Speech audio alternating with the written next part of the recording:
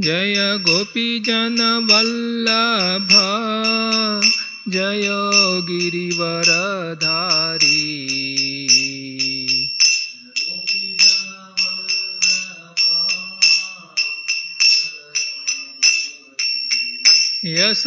यशोदानंदन व्रज जन रंजन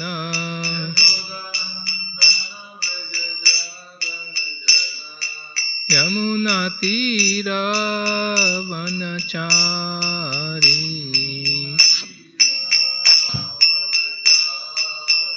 जय राधा माधव कुंज बिहारी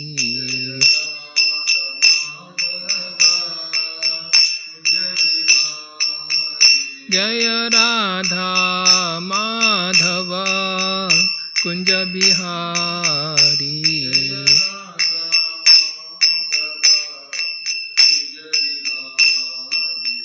नमो विष्णुपदाय कृष्णप्रेष्ठाय भूतले श्रीमते भक्तिवेदांत स्वामिनिति नामिने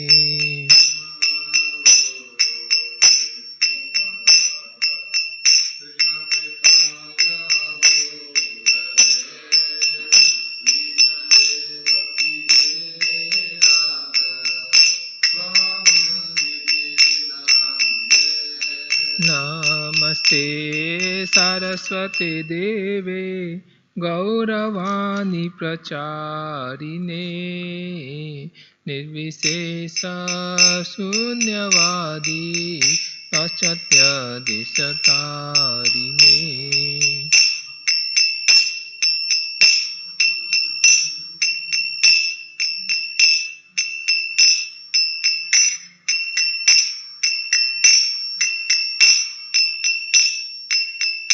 जय श्री कृष्ण चैतन्य प्रभु नित्यानंदा श्री अद्वैत गदाधर श्रीवासादि गौर भक्तवृंदा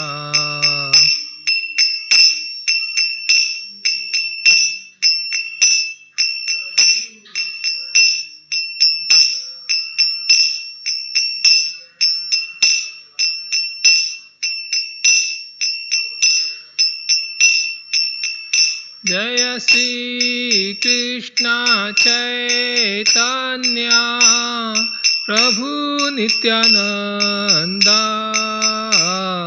श्री अद्वैत गदाधर श्रीवासादि गौर भक्तवृंदा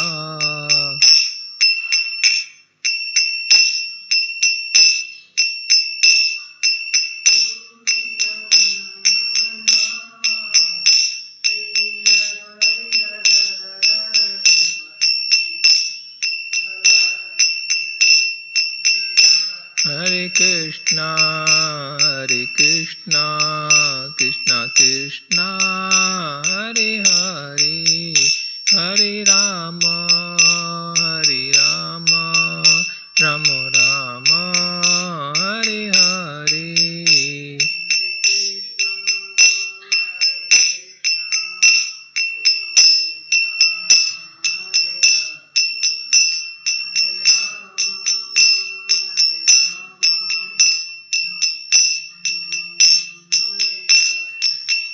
Hare Krishna,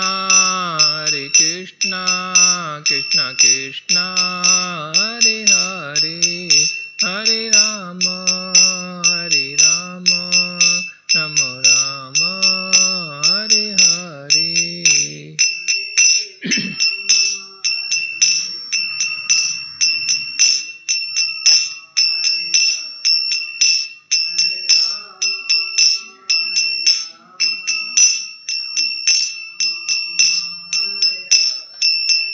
Hare Krishna, Krishna Krishna, Hare Hare, Hare Ram, Ram Ram, Hare Hare.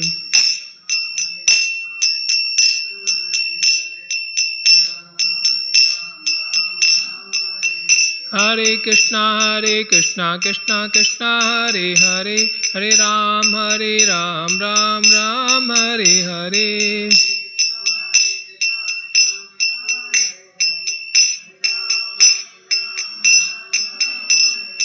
Hare Krishna Krishna Krishna Hare Hare, Hare Ram Ram Ram Hare Hare.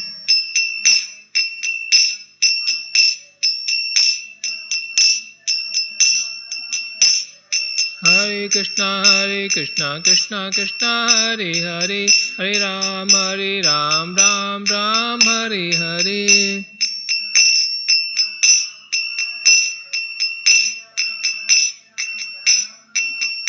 Jaya Prabhupada Jaya Prabhupada, Prabhupada Jaya Prabhupada, Pada Jaya Prabhupada, Prabhupada Jaya Prabhupada. Sri Jagannath Baldev Subhadra Maharani ki, Sri Prahlad Nrsimhadev Bhagwan ki, Sri Nitai Gaur Sundar ki, Patit Pashta Prabhupada ki. Jai Jai Sri Chaitanya Jai Nityananda, Jai Advaita Chanda Jaya Gaur Bhakta Vrinda. We are reading from Sri Chaitanya Charitamrita, the pastimes of Lord Chaitanya Mahaprabhu, Adi Leela Volume 1, Chapter 1 to 7, commemorating the upcoming Gaur Purnima festival.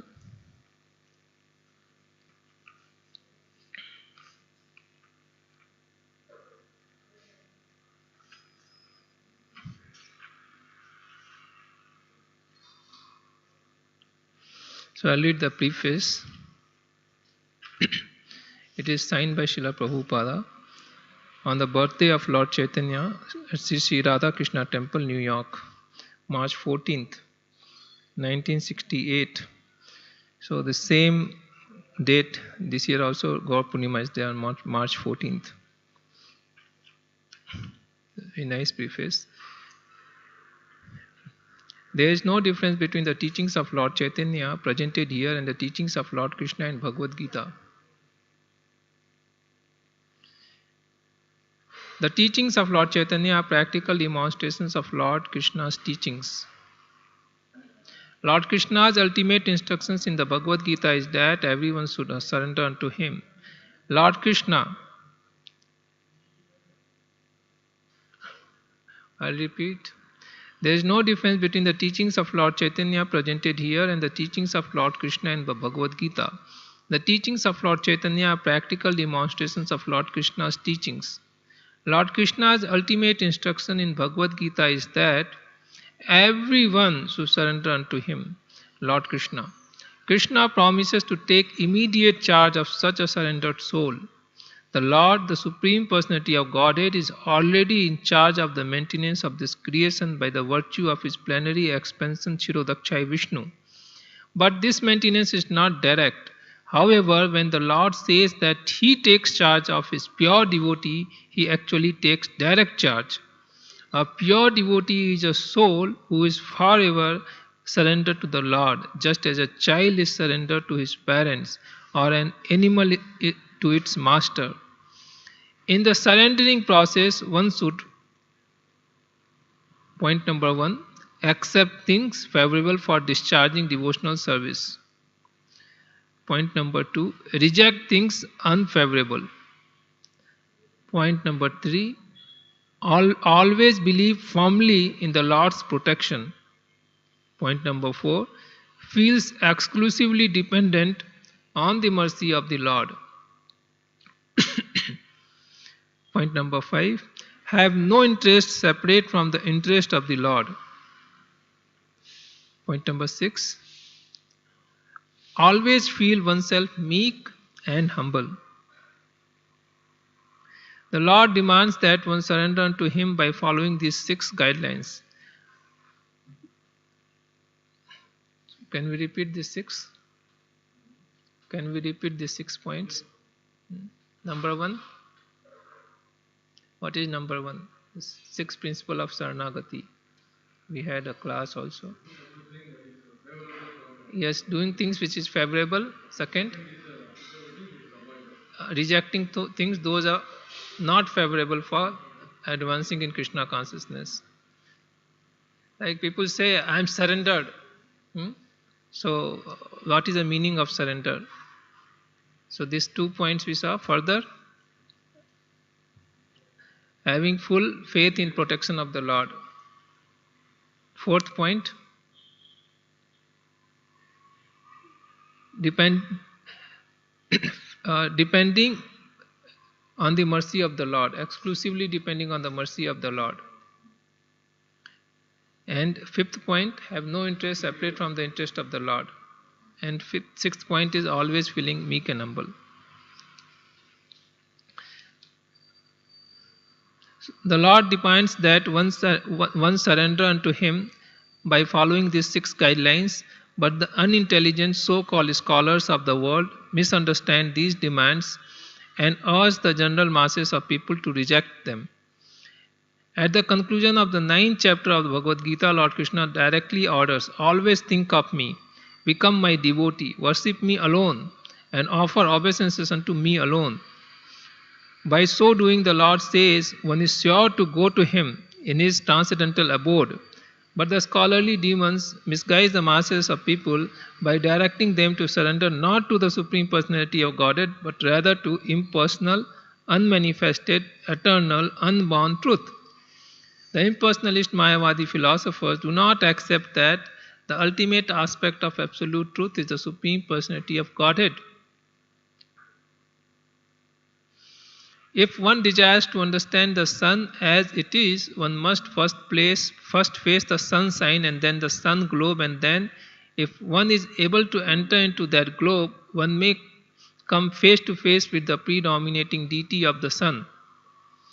Due to a poor fund of knowledge, the Mayavadi philosophers cannot go beyond the Brahman effulgence, which may be compared to the sun sign. The Upanishads confirm that one has to penetrate the dazzling effulgence of Brahman before one can see the real face of the personality of Godhead. Lord Chaitanya therefore teaches direct worship of Lord Krishna, who appeared as the foster child of King of Braja. He also teaches that the place known as Vrindavan is as good as Lord Krishna, because Lord Krishna being absolute truth, there is no difference between him and his name, qualities, form, pastimes, entourage, and paraphernalia. That is the absolute nature of personality of Godhead. Lord Chaitanya also teaches that the highest mode of worship in the highest perfectional stage is the method practiced by the damsels of Raja. These damsels, gopis or cowherd girls, simply love Krishna without any motive for material or spiritual gain.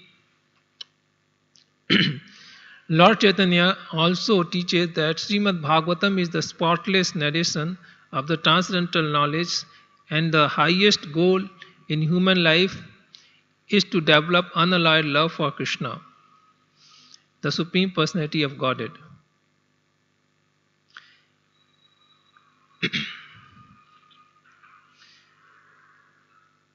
Lord Chaitanya's teachings are identical to those given by Lord Kapila, the original propounder of Sankhya Yoga, the Sankhya system of philosophy. This authorized system of yoga teaches meditation on the transcendental form of the Lord. There is no question of meditating on something void or impersonal. When one can meditate on the transcendental form of the Lord Vishnu even without practicing involved sitting posture, such meditation is called perfect samadhi. That this kind of meditation is perfect samadhi is confirmed at the end of 6th chapter of Bhagavad Gita, where Lord Krishna says that of all yogis, the greatest is that one who is constantly thinking of the Lord within the core of his heart with love and devotion. On the basis of the Sankhya philosophy of Achintya Bheda Bheda Tattva, which maintains that the Supreme Lord is simultaneously one with and different from his creation, Lord Chaitanya taught that the most practical way for the masses of people to practice Sankhya Yoga meditation is simply to chant the holy name of the Lord. He taught that the holy name of the Lord is the sound incarnation of the Lord, and that since the Lord is the absolute whole, there is no difference between his holy name and his transcendental form. Thus, by chanting the holy name of the Lord, one can directly associate with the Supreme Lord by sound vibration.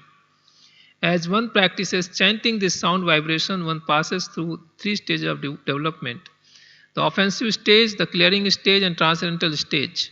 In the offensive stage of chanting, one may desire all kinds of material happiness, but in the second stage, one becomes clear of all material contamination. When one is situated on the transcendental stage, one attains the most coveted position, the stage of loving God. Lord Chaitanya taught that this is the highest stage of perfection for human beings. Yoga practice is essentially meant for controlling the senses. The central controlling factor of all the senses is the mind. Therefore, one first has to practice controlling the mind by engaging it in Krishna consciousness. The gross activities of the mind are expressed through the external senses, either for the acquisition of knowledge or for functioning of the senses in accordance with the will. The subtle activities of mind are thinking, feeling, and willing, which are carried out by according to one's consciousness, either polluted or clear. If one's mind is fixed on Krishna, his name, qualities, form, pastime, entourage, and paraphernalia, all one's activities, both subtle and gross, becomes favorable. The Bhagavad Gita process of purifying consciousness is the process of fixing one's mind on Krishna by talking of his transcendental activities, cleansing his temple, going to his temple, seeing the beautiful transcendental form of the Lord nicely decorated, hearing his transcendental glories, tasting food offered to him, associating with his devotees, smelling the flower and tulsi leaves offered to him, engaging in activities for the Lord's interest, becoming angry at those who are malicious towards devotees, etc. No one can bring the activities of the mind and senses to stop, but one can purify these activities through a change in consciousness. This change is indicated in Bhagavad Gita 2.39, where Krishna tells Arjuna of the knowledge of yoga, where one can work without fruitive results. O son of Pritha, when you act in such a knowledge, you can free yourself from the bondage of work. A human being is sometimes restricted in sense gratification due to certain circumstances, such as disease, but such prescriptions are for the less intelligent. Without knowing the actual process by which the mind and senses can be controlled, less intelligent men may try to stop the mind and senses by force, but ultimately they give into them and carried away by waves of sense gratification. The 8 principles of Sankhya Yoga: observing the regulatory principles, following the rules, practicing various sitting postures, performing breathing exercise, withdrawing one's senses from the sense objects, etc., are meant for those who are too much engrossed in the bodily concept of life. The intelligent man situated in Krishna consciousness does not try to forcibly stop his senses from acting. Rather, he engages his senses in the service of Krishna. No one can stop a child from playing by leaving him inactive. Rather, the child can be stopped from engaging in nonsense by being engaged in superior activities. Similarly, the forceful restraint of the sense activities by 8 principles of yoga is recommended for inferior men. Superior men, being engaged in the superior activities of Krishna consciousness, naturally retire from the inferior activities of material existence. In this way, Lord Chaitanya teaches the science of Krishna consciousness. That science is absolute. Dry mental speculators try to restrain themselves from material attachment, but it is generally found that the mind is too strong to be controlled and that it drags them down to sensual activities. A person in Krishna consciousness does not run this risk. On the other hand, one therefore has to engage one's mind and senses in Krishna conscious activities, and Lord Chaitanya teaches one how to do this in practice. A person in Krishna consciousness does not run this risk. One therefore has to engage one's mind and senses in Krishna conscious activities, and Lord Chaitanya teaches one how to do this in practice. Before accepting sannyasa, the renounced order, Lord Chaitanya was known as Vishwambhara. The word Vishwambhara refers to one who maintains the entire universe and who leads all living entities. This maintainer and leader appeared as Lord Sri Krishna Chaitanya to give humanity these sublime teachings. Lord Chaitanya is the ideal teacher of life's prime necessities. He is the most munificent bestower of love of Krishna. He is the complete reservoir of all mercies and good fortune. As confirmed Srimad Bhagavatham, the Bhagavad Gita, the Mahabharata and Upanishad, he is the Supreme Personality of Godhead, Krishna himself, and is worshipable by everyone in this age of disagreement. Everyone can join in his Sankirtan movement. No previous qualification is necessary. Just by following his teachings, anyone can become a perfect human being. If a person is fortunate enough to be attracted by Lord Chaitanya, he is sure to be successful in his life's mission. In other words, those who are interested in attaining spiritual existence can easily be released from the clutches of Maya by the grace of Lord Chaitanya. The teachings presented in this book are non-different from the Lord. The conditioned soul engrossed in material body increases the pages of history by all kinds of material activities. The teachings of Lord Chaitanya can help the member of human society stop such unnecessary and temporary activities and be elevated to the topmost platform of his spiritual activities, which begins after liberation from material bondage. Such liberated activities in Krishna consciousness constitute the goal of human perfection. The false prestige one acquires by attempting to dominate material nature is illusory. Illuminating knowledge can be acquired by studying the teachings of Lord Chaitanya, and by such knowledge one can advance in his spiritual existence. Everyone has to suffer or enjoy the fruits of his activity. No one can check the laws of material nature that govern such things. As long as one is engaged in fruitive activity, one is sure to be baffled in the attempt to attain the ultimate goal of life. I sincerely hope that by understanding the teachings of Lord Chaitanya presented in this book, Sri Chaitanya Charitamrita, human society will experience a new light of the spiritual life, which will open the field of activity for the pure soul. Om Tat Sat. A.C. Bhaktivedanta Swami, March 14, 1968, the birthday of Lord Chaitanya, Sri Radha Krishna Temple, New York. So, Prabhupada in the preface is stressing there's no difference between Lord Krishna's teaching and Chaitanya Mahaprabhu's teaching. And Prabhupada also shows in the purport that the same what is taught by Lord Kapil Dev, Pastang Yoga, what is taught by Krishna, Bhagavad Gita to surrender, actually Chaitanya Mahaprabhu is demonstrating all that in practical life at present time, how one can do that. Like we had a day before yesterday class by Kalakant Prabhu in afternoon. The title was Applying the Knowledge. Applying the knowledge is very important. If you know and don't know how to apply, then what is great use? So here we see in the teachings in the life of Chaitanya Mahaprabhu how to apply this knowledge. Then Prabhupada is saying that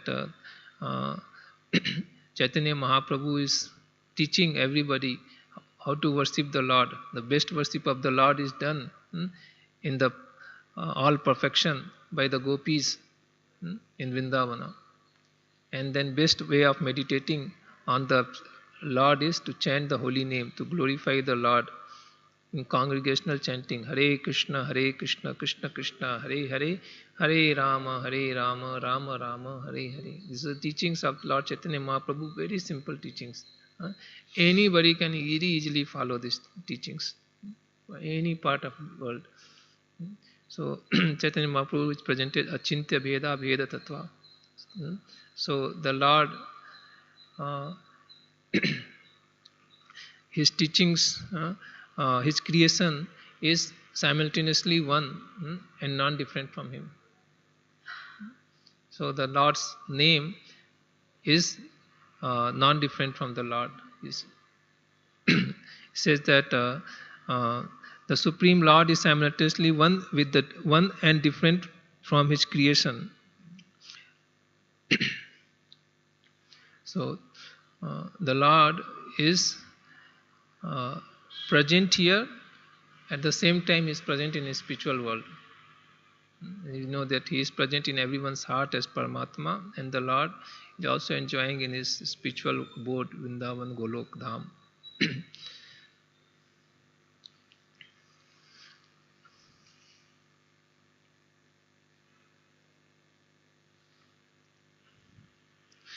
Om Tat Sat. Om Namo Bhagavate Vasudevaya. Om Namo Bhagavate Vasudevaya. Om Namo Bhagavate Vasudevaya. Om Namo Bhagavate Vasudevaya. Narayanam Namaskrityam Naram Chaiva Narottamam Devim Saraswatim Vyasam Tato Jayamudiraye Nashtapraye Svabhadresu Nityam Bhagavata Sevaya Bhagavati Uttama Sloke Bhaktir Bhavati Naishtiki. Srimad Bhagavatam, Canto 4, Chapter 27, entitled as Attack by Chandavega on the city of King Puranjana. Text number 10. Tesu tad nikta haresu griha kosanu jivisu niruddhena mamatvena visayesu anvabadhyata. Tesu tad rikta haresu griha kosanu jivisu nirudhena mamatvena visyesva anubadhyata. Tesu tad rikta haresu griha kosanu jivisu niruddhena mamatvena visyesva anvabadhyata.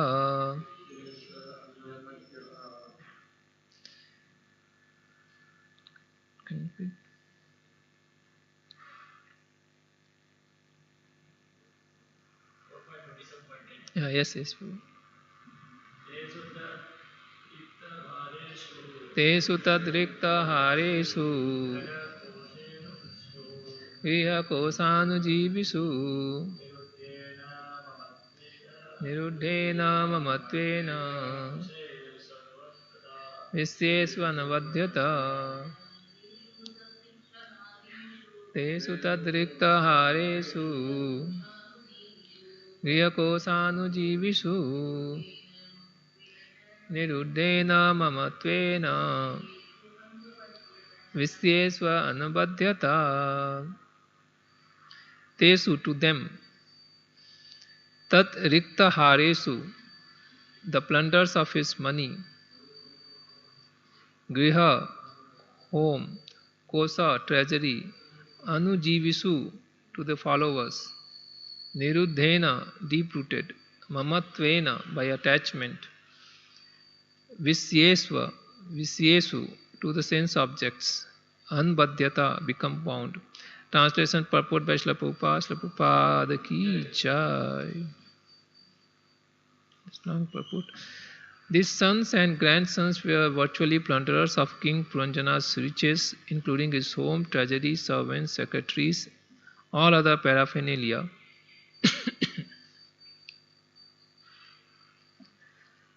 Puranjana's attachment for these things were very deep-rooted. Purport. In this verse, the word Rikta Haresu, meaning plunderers of wealth, is very significant. One's sons, grandsons, and other descendants are ultimately plunderers of one's accumulated wealth. There are many celebrated businessmen and industrialists who produce great wealth and highly praised by the public, but all their money is ultimately plundered by their sons and grandsons. In India, we have actually seen one industrialist who, like King Puranjana, was very much sexually inclined and had a half-dozen wives. Each of these wives had a separate establishment that necessitated the expenditure of several thousands of rupees. When I was engaged in talking with him, I saw that he was very busy trying to secure money so that all his sons and daughters would get at least 500,000 rupees each. Thus, such industrialist businessmen or kammis are called mudhas in the Shastra. They work very hard, accumulate money, and are satisfied to see that this money is plundered by their sons and grandsons.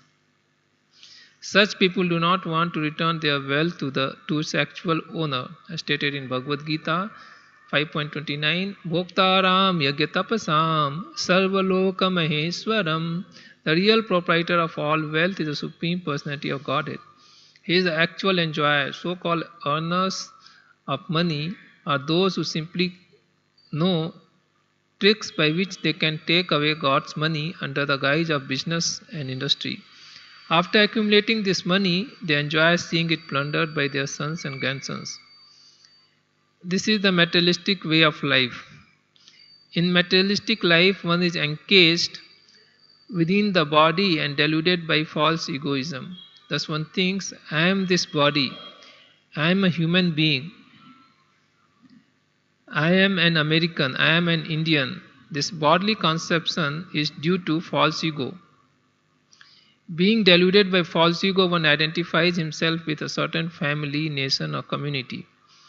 In this way, one's attachment for material world grows deeper and deeper.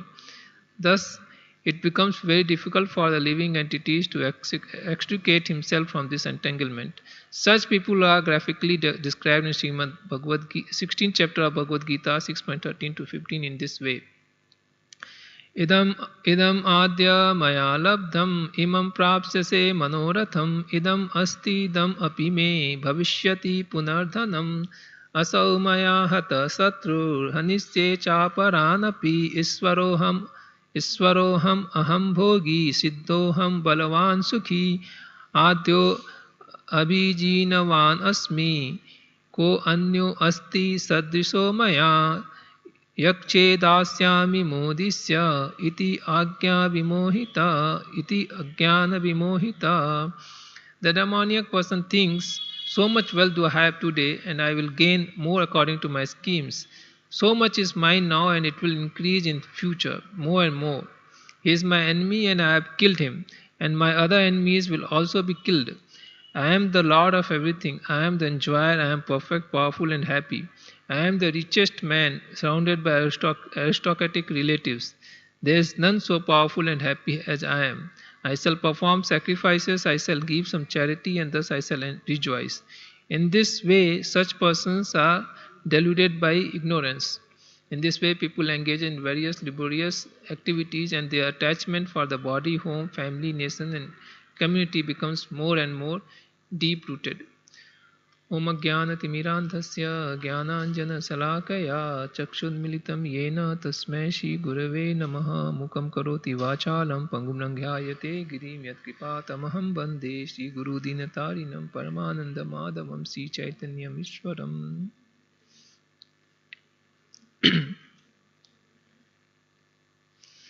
So we can see what is mentioned here. Most of the families. Person is working very hard. Especially if you go to Bombay, we'll see. To go little distance place, then we have to start early in the morning. Then we have to catch a local train, risking of one's life practically every day. As many trains we take. Then somehow catch hold and get inside and thrown outside to our destination. And then we rush to reach to the workplace and work very hard, and the same way come back to our home. Completely whole energy, whole life spirit is sucked out. We come home and hardly eat anything and go to sleep to wake up again early morning to go to same place. People go to Bombay and such places to work because they think that they can earn more money. And with the money, what is their plan is, they want to give education to their children. They earn a lot of money. Actually, their children, they also not study nicely. So why they earn so much money? Because they want to give good education to their children. So they want to accumulate to pay fees to the private colleges. So all the money, their hard-earned money, they spend like this. You can see how hardly they are working and how their all money is just spent like this. And they derive great satisfaction in doing this. They just talk about this. So that's how people are being fooled. Instead of utilizing this human form of life to further one's Krishna consciousness, to go back to Godhead, they are just busy day and night like this. Sri Jagannath Baldev Subhadra Maharani ki jai, Sitai Gau Sundar ki jai, Patit Panchla Prabhupada ki jai.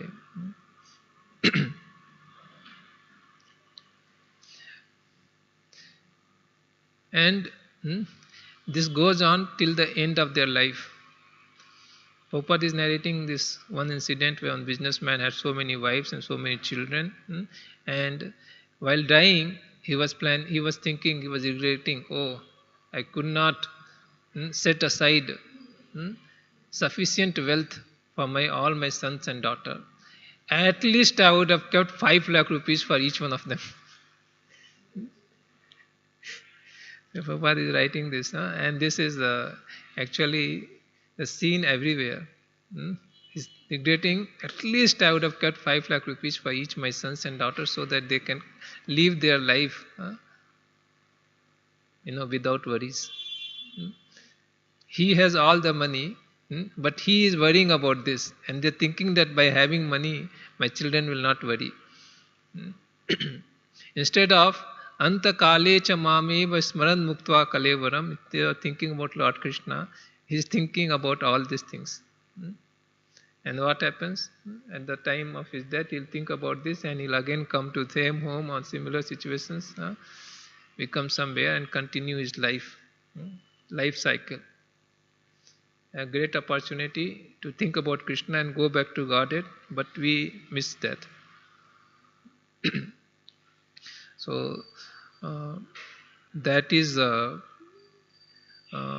actually this is the big drawback of modern civilization, where nothing is taught about spiritual knowledge, Atma Gyan, nothing is taught. Therefore, Prabhupada calls that as a slaughterhouse. A soul is practically killed. This killed means the chances to go back to Godhead is killed. Stay here in all the time conditioned soul and become more and more and more conditioned. By mercy of Chaitanya Mahaprabhu, we are all coming out of this big trap, and we are able to live very happy life with very great future. Otherwise, we can just imagine we would have been one of these people, definitely. And we'll be sweating our blood and always being criticized by our own family members that what you have done for me. Nothing, you are useless. See so and so. It will be so frustrating. And then we'll continue this life thinking, really I am useless. Thinking, really I am useless, fit for nothing. And then very quickly the body will get diseased. Suppose we become old in 60, 70 years, we'll become old in 40 years. That's how it happens to all the IT people.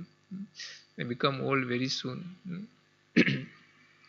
So the human life is not meant for this. The human life is meant to serve the Lord, and they experience the happiness, bliss in serving the Lord. Anandam buddhi vardhanam. That happiness is always increasing. So that is for human life is meant for this. So by mercy of Prabhupada, by mercy of Guru Gauranga, We have got this great opportunity. So we should be very, very careful not to miss this. Uh, Further, our Krishna consciousness very seriously. And definitely Krishna is maintaining and protecting everybody. And so far he's maintained us. In future he'll maintain us also. So there is no insecurity.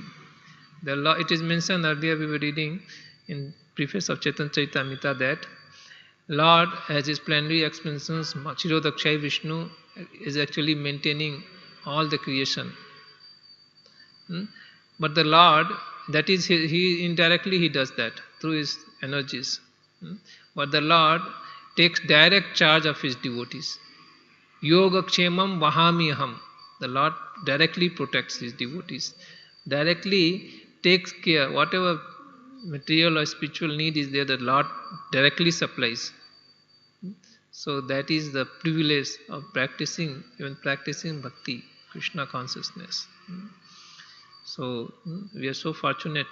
Instead of being plundered by our relatives, friends, society, our hard-earned money and our valuable time and resources, just by taking bhakti, serving the Lord, actually we are being supplied and protected by Him. What is a vast difference? One side we are just taken away everything. Another side we've been constantly, endlessly being supplied. So which side we should take?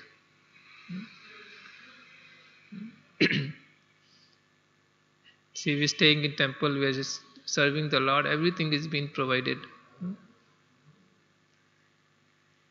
Sometimes even people staying at home may get envious that we are staying nicely, doing nothing, but we are getting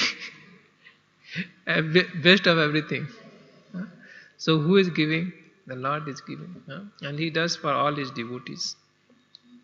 So that is the Lord's determination.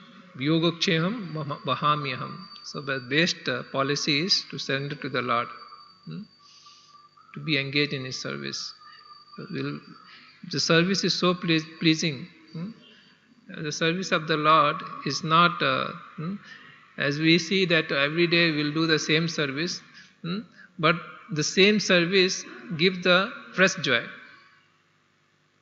While doing this same service, we never get bored. Like we chant Hare Krishna, Krishna Krishna, Hare Hare, Hare Ram, Ram Ram, Hare Hare. We never get bored. Whenever actually we don't chant, we feel miserable. And we chant, and when we chant even more consciously, with more involvement, actually we deeply we get that feeling of joy. That is the nature of service to the Lord. Immediately it connects ourselves to Krishna through this service. Immediately we are able to get reciprocation from the Lord. Serve the Lord. The Lord actually is reciprocating with all His devotees. That's how He is maintaining them. He is making sure that we all feel His presence, that I am there. And He is watching us. Just like Jagannath is watching us, He is also maintaining us. Like a cow maintains and taking care of calf. As mother, she is maintaining and also watching the child. So the Lord similarly is protecting all of us. And we should be sure enough. If we do little mischief, we'll get a good slap also from the Lord. It's a correction, so that we don't do this again. Correct or not, Prabhu? Especially devotees, should be very, very careful, because we are in direct supervision of the Lord. get such a nice experience that we'll never do this again.